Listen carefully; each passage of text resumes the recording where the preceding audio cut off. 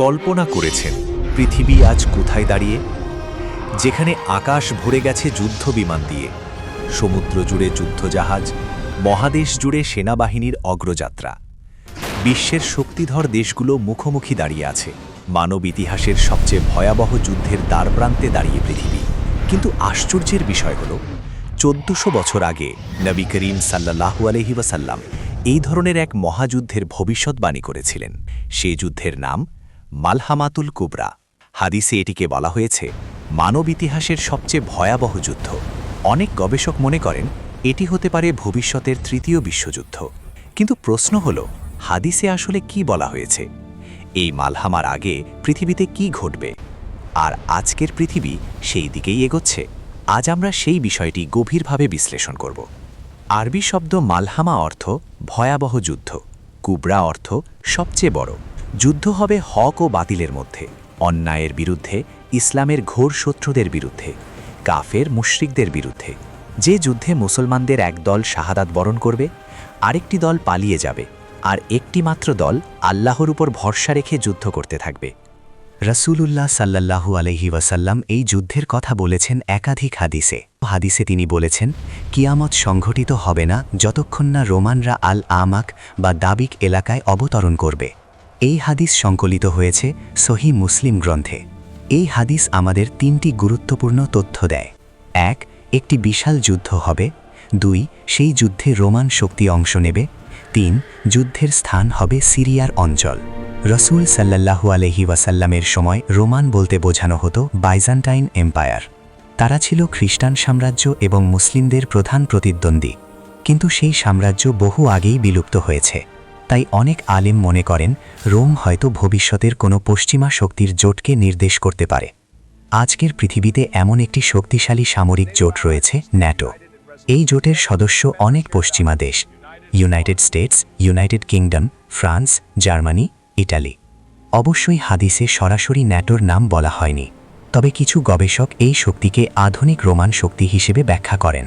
হাদিসে একটি অত্যন্ত গুরুত্বপূর্ণ ঘটনা উল্লেখ করা হয়েছে। রাসূল সাল্লাল্লাহু আলাইহি ওয়াসাল্লাম বলেছেন, তোমরা রোমানদের সাথে একটি শান্তি চুক্তি করবে এবং একত্রে একটি শত্রুর বিরুদ্ধে যুদ্ধ করবে। অর্থাৎ প্রথমে মুসলিম ও রোমান শক্তি একত্রে একটি সাধারণ শত্রুর বিরুদ্ধে যুদ্ধ করবে।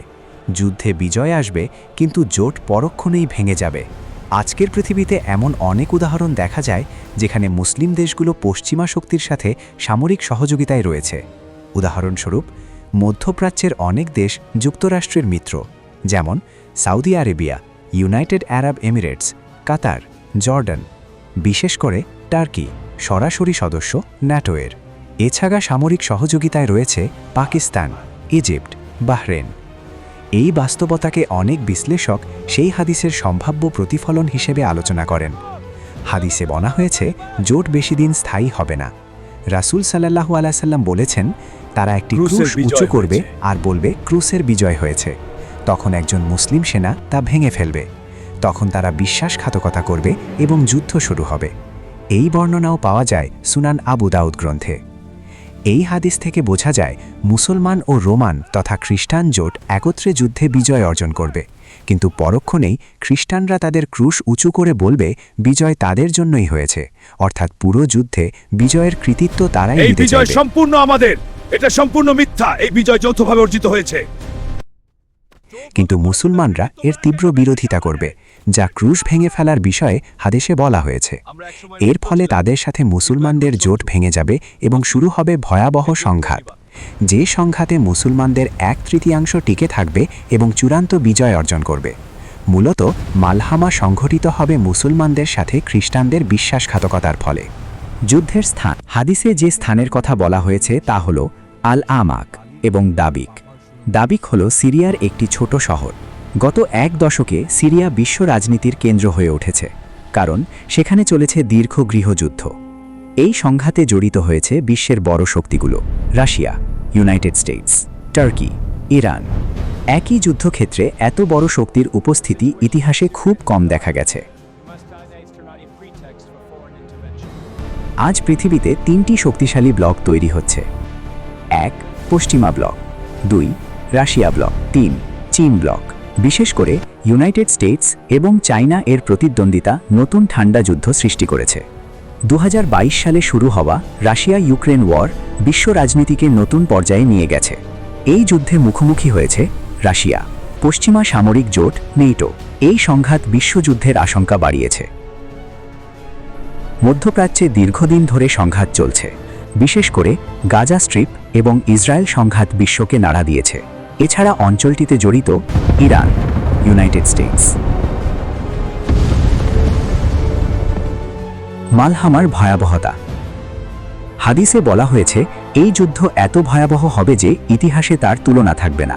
রাসূল সাল্লাল্লাহু আলাইহি ওয়াসাল্লাম বলেছেন, তোমরা এমন একটি যুদ্ধ দেখবে যা পৃথিবীতে আগে কখনো দেখা যায়নি।